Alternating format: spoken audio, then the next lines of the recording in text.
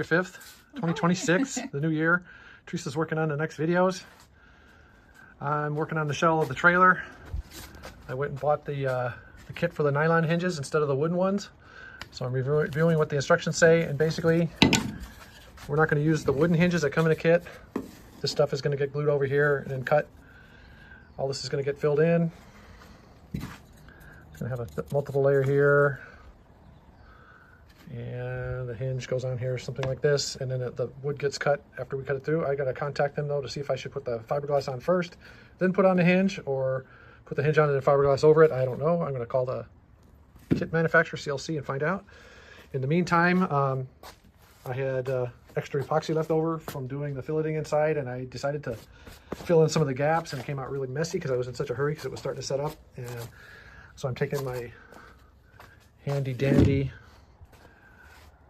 mill bastard file. It's coarse, but it cuts through the epoxy and it's smoothing it down. I'm eventually going to go over it with the sandpaper, but this is working pretty good and I can control it and not gouge the wood.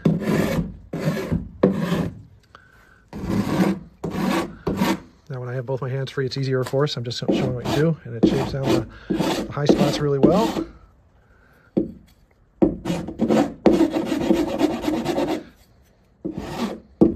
Good sharp file is a wonderful tool.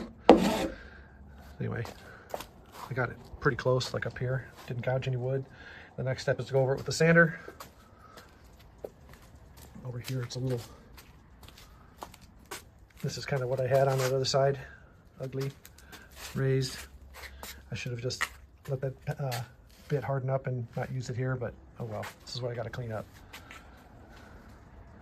Extra time. You remember, you don't want to fill in this seam here like I did as a dummy down here, so I'll have to cut that loose. You're not a dummy. No, well, I got ahead of myself.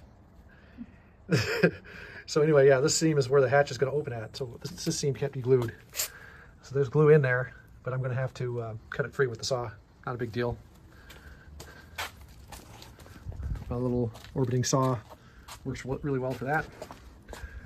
Basically, what the guy did tell me to do on these hinges, where it covers up where the wood ones would go normally, you put this on there before you cut the hatch out. Then when you cut it across, you don't have to use the kit.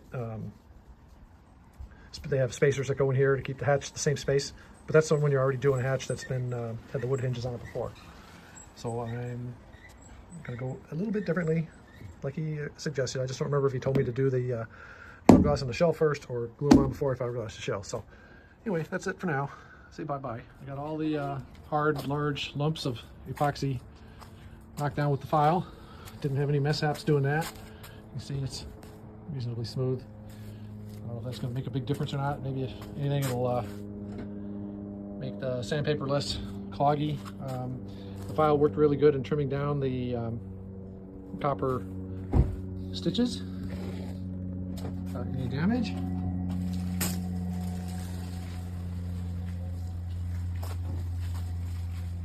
So there's that. Next step is sanding it. Just I'm going to give it a quick coat, and then I have to fill in the gaps in the panels more with fresh mix. Okay, I've got half the teardrop sanded after that initial coat of packaging into the joints, the peanut butter type epoxy. Here's the side that's not sanded. A little messy. Where it dripped through the holes where they had to be filled in for the old wood hinges, and I'm putting plastic hinges in there. That looked like that before. One half is sanded and the other half isn't, and it took about an hour.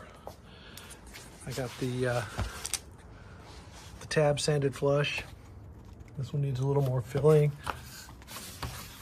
That one's pretty good. That one's really good.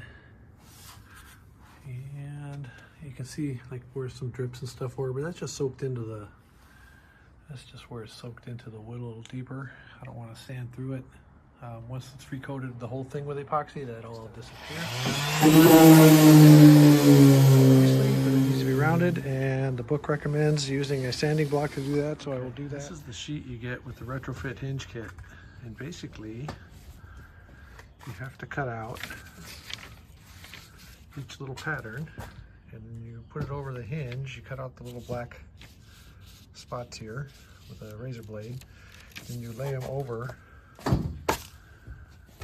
the openings for the original hinges. And then you can do it with or without the little wood things, because it's starting to scratch on this one. This is the hinge plate that covers up the holes. It's going to get located, but this is roughly where it's going to go, like that. And you round it all off and fill it in. So you can also just put the hinge straight on there. Okay, so I took my own advice, went inside, in case it has a cutting mat, and use a razor blade. I just have to cut out these shaded areas here. And these will overlay the original cutouts for the original wood hinges. Get the right spacing. Well, you can see this thing's pretty wrinkly. So I'm going to iron it. They're existing. Lines up here, lines up around the door opening. Tape there. Now for the door side. As you notice, we haven't cut the door out yet. That's coming later. I called the guy at the CLC that designed this kit, or emailed him, I should say, and he replied promptly and told me it's best to do it before you fiberglass it. And if you wanted to, you could either epoxy in these holes and not use the patches. You might paint the same color as the Toyota. This one right here, this is red metallic. Look kind of neat, and then put little black spots on it. We'll call it Francis. Francis, the ladybug. It'd be pretty fun, pretty quick. Doing the upper hinge. Seems like the paper's a little bit short, maybe a 1/16 of an inch. So I'm gonna do these three and then shift it over and do those three. Laid out the hinge for the hatch and covering over the holes that I punched. So you can see only a little bit of one of the things is going to be visible if I just use the hinge.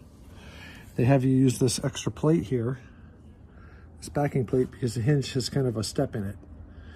And of course, you know, I'm doing it now and I'm going to have it all lined up. So once I cut it, the hatch will be automatically aligned. Alternative way of doing it, especially if you have these cut off, the old wood things in it's kind of messed up here.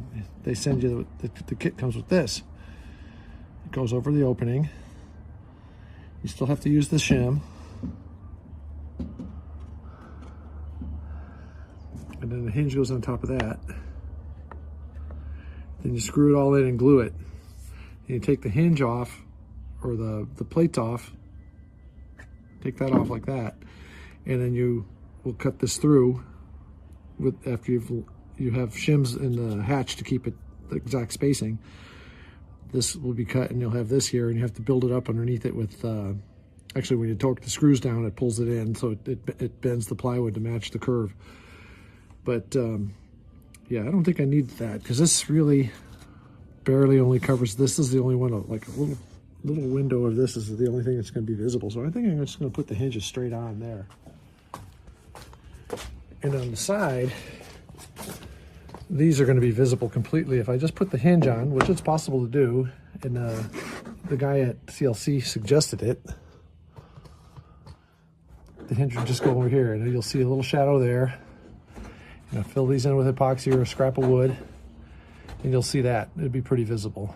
So I'm probably going to put the plates on that. And the plates for the hinges are a little smaller, the door hinges. Okay. One next step. After marking all the locations, take a 1/16 inch drill bit. What are you doing? Straight? Hi. I'm working on the videos? Yeah, I'm working on the videos. Okay. And what I'm doing is preparing some of the things that I can epoxy when we start doing the fiberglass on the outside of the trailer. So I was reading ahead a little bit. I'm going to mount the door reinforcements to the insides of the doors before I cut them out, of course. And I'm going to put the vent fan in the roof. So I'm going to get this all ready to glue together. I still have to bevel the edges of this, like they tell you in the manual, but I'm also going to mount these to the hatch top before I stitch and glue everything. That way I can get a good fillet in here when it comes that time. And then we can just cut this out with my little cutout saw, and that should work a little easier. Fantastic fan. Just wondering though, it has these tabs on the outside that are going to just be hanging out there in the breeze. Should I cut these off, or is this some accessory that trims this out? I just don't know. I think it's for the giant hatch cover, but I don't really want that on top of the trailer, so I'll probably end up just trimming these off, but I'd like to hear what people think.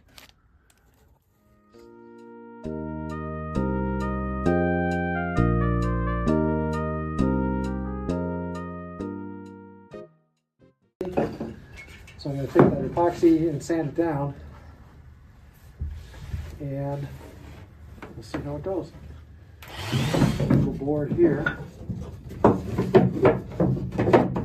Just going to give me that gap. Okay, so Teresa, I think you could go out there and drill those two little holes I asked you to drill. Okay. I got the pieces glued together, sanded. I've got the hatch lid, and all the stitches have to be cut loose, so I'm going to knock that out. Take these panels, got them marked for orientation. I want the hole for the wires to come out the back, and I've got the outline traced inside and outside so they go right back in. And I'm going to glue all this in, and when I do the filleting on the bottom here, I'm going to fill it in the bottom of the spacer all at the same time. Then I'll take my cutoff and cut out the center. Trying to figure out how I'm going to lock this in place. Well, I'll put the two wires through here, the two wires in here, and I'll use one of the boards that I'm not going to use to lift the trailer up. It'll just wedge that in just for a couple hours until the epoxy sets up. I wanted to fiberglass in this section here, as suggested by many of the forum members. So I have to prep this. It needs to be sanded. When I go to put this reinforcement in, I was just going to have Teresa drill a little hole through here, because there's one of the screw bolt holes for the hinge is going to go in this place, actually right here. And so what I'm thinking now is it has to be drilled out later to the 3/16.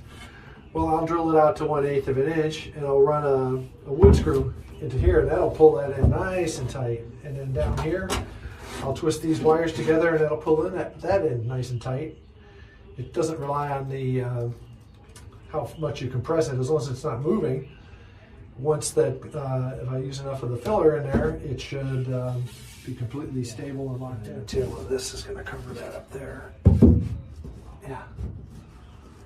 Yeah, that's going to work. So I don't remember if I showed you, but I cut another piece to make this double wide like I did on the other side over here. So that's going to reinforce that whole side wall by the door opening. Part of this is going to be covered by the door surround, the rim. But that's it. The thing I did is I got the seams all filled, wiped down with alcohol. I filled in the hinge points. I'm not going to fill in the hinge points for the hatch because that would just drip into the hatch. So I'm going to put the I'm going to put that on after I take and cut the hatch loose. The fiberglass will be covering the top of it, and from behind I'll put the patch. I think I did layer 3" here that I measured out earlier. I'm just going to sand this. This is the shelf. This is the fiddle rail. This has to be routed or smooth on the upper, both sides of the upper. This one's smooth on the bottom. This one just needs to be sanded around the edge. It's going to get bonded to the other half. And And then I've got the door surrounds. They're pretty rough. I'm going to sand those, polish those. Sander, get the stickers off of them, and that's it. Handy dandy Makita sander. It's a BO5041, highly recommended. It's just keep ticking, taking a licking. Still continuing on. I got the door hinge cover panels secured with the epoxy and fiberglass. I've got the rail mounted to the shelf. I used epoxy and cellofill. I've got the upper door rims gluing together. I just completed that before I grabbed the film. I've got it clamped flat and I've got it clamped to each other to make sure this angle here is straight. Same thing on this one. Plastic between the wood and the epoxy. And the hatch, that's hardening up pretty good. I don't have any air bubbles in the fiberglass. The weights are holding it down square. Those holes I drilled through, we stitched it. Got the reinforcement bonded. Got the fiberglass covering the whole entire interior of the door. And up here is where that screw goes through for that door hinge. I just used a drywall screw, but that's going to have to be drilled through to 3/16. And that's going to be the bolt, one of the bolts.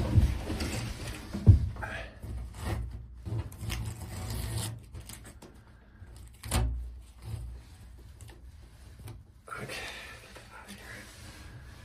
so here's the 3 holes for the door side of the door hinge, the new style door hinge. So there's the drywall screw poking through, pulling this in tight. And there's a little bit of spillage in here. That'll sand off easy. People say, oh, that's so hard to sand it. No, I haven't, with good sandpaper, it goes pretty good. I'll have to fill this in here with a fillet. It's got a little bit of a gap. And there's that screw. There it is. There's that screw that's holding it in. And I have to go over that with a Forstner bit. And that's going to make a flat for the nut that comes through, because the screws are held in with a nut and a bolt, not a, it's not going to be a wood screw. And the other 3 are behind this tape in front there, the big piece of tape, the other 3 holes. I covered the original hinge holes with epoxy earlier today. And here's the piece that I added up to make that double wide like it was over here. If I had they do sell 6-inch wide tape. That might be a better thing. Buy a piece of 6-inch wide and just cover it with a 6-inch. Force it in. See how it's kind of squeezing out in the front? This whole edge is getting rounded over. This is just making sure that it's packed inside. Packing it in, scraping it off. Very meticulous work, but important. Yeah. Very detailed. If you don't fill these in, I think you would get an air bubble under the fiberglass. That's the main reason. Come on, come on, come on!